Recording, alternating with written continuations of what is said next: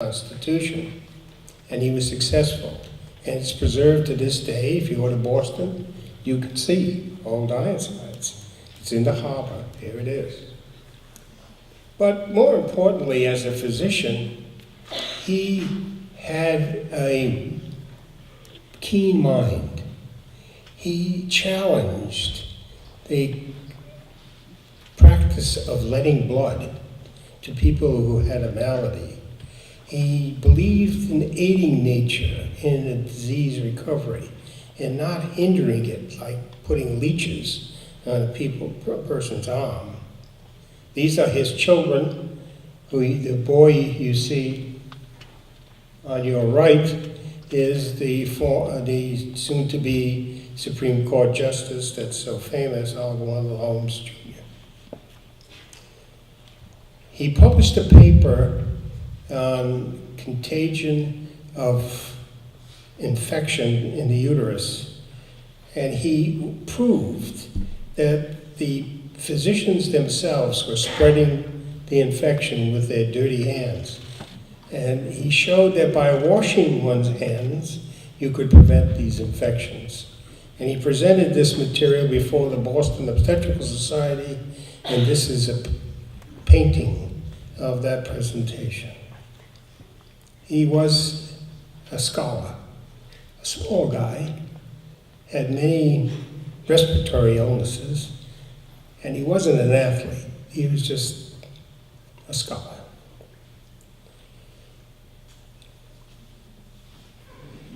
That's just a break. Louis Pasteur. This guy, he decided that he had to make a buck, so he took on the problem that beer and wine and milk would spoil quickly. And he knew that there was a reason for this. And he deduced that this was microorganisms. And he showed that by heating the liquid, you could prevent the liquid from spoiling.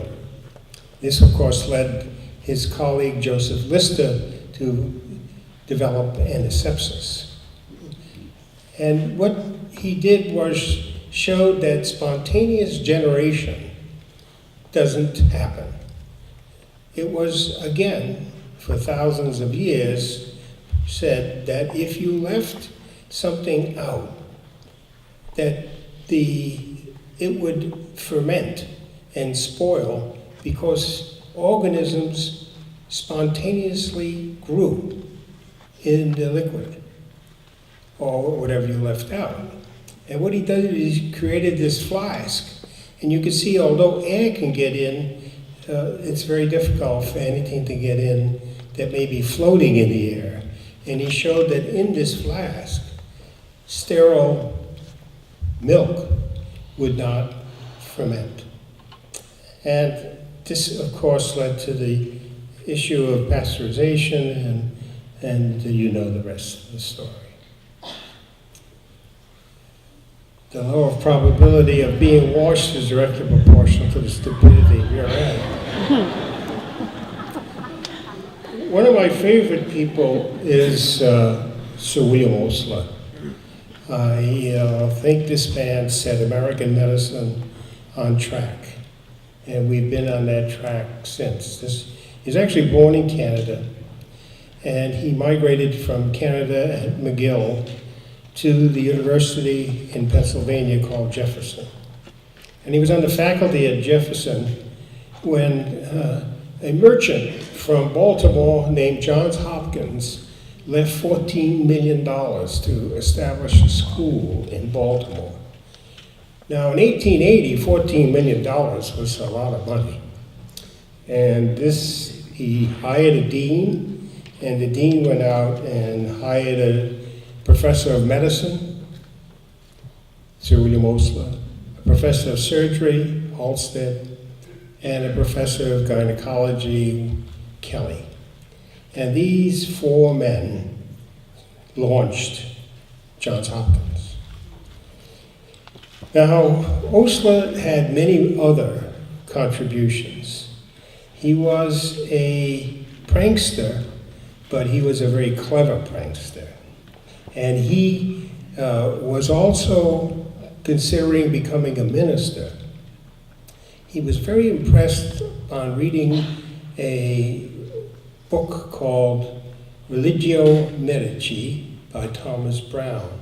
It was a justification of medicine and science. And he left the thoughts of becoming a minister, and he pursued a life of science. After 15 years at Johns Hopkins, he accepted a position as the Regius Professor of Medicine at Oxford.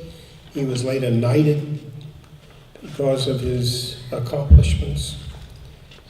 Only two Americans have ever been offered the position of Regius Professor of Medicine at Oxford University. He was the first. Now, what he did for us is that he established the methodology of training. From his first years at Hopkins, he would have students come with him to the bedside. He would teach at the bedside. And when those students finished medical school, he'd keep them on as residents. And when they finished as residents, he'd keep them on as fellows. They never left the place. And he established this training rhythm that we have used now for almost 100 years. Husserl was a bedside physician. He watched people, he remembered, he took good notes, and he was a prolific writer. As a matter of fact, he wrote the first textbook of medicine in English, Principles and Practices of Medicine.